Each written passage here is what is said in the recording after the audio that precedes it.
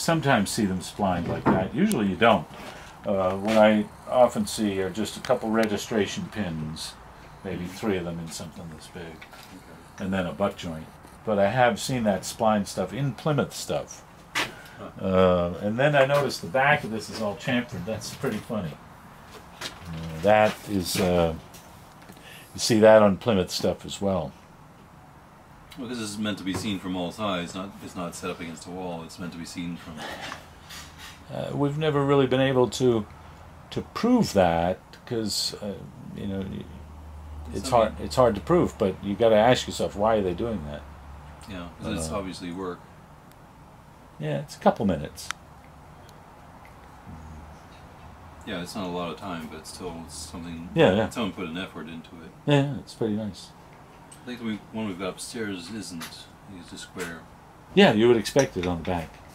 Yeah. In New England, I think it's only Plymouth that does that. Yeah. Yeah. The colony, not the town. That might be the characteristic of the joiner. I'm sorry? That might be the characteristic of the joiner. Well, interestingly, I have pinned a lot of the Plymouth idea. We used to say the Plymouth ones with all the moldings and turnings are derived from what was happening in Boston. And when I went to London to look for New England joiners in London, the first one I found was Ken Elm Winslow. Huh. And, so New England joiners in London? Before they, did they leave from London to go to New England? Right. I was looking for Boston guys. The first guy I found, 1629, is Ken Elm Winslow. And it's like, but it's hard to attribute surviving furniture to him. There's just 2 pieces that might be that belong to his brother. Okay. So, but if this turning is similar to London, then that's similar to Plymouth. And if Plymouth derived from Winslow from London, well, who knows? Yeah,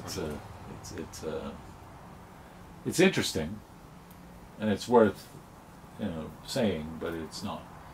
I wouldn't say it means this.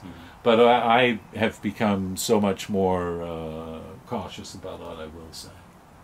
Right. Because you never hope to be correct. Yeah, and it's just part of it is when we look at the Sampson shop, and those guys are saying, well, I think he did this here in this spot over and over and over, and I said, well, he might have, but you know as well as I do. I mean, I've been in my shop 20 years. I got holes in the walls that I can't remember what they are, and I put them there. And so I kept saying to those guys, well, it might be that. Yeah, this great storybook for the kids. That's these little Zen stories about this giant panda, and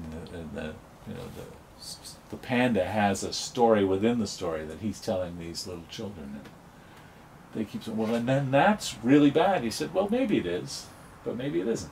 And you've got to see what happens next. Yeah. So, I don't know.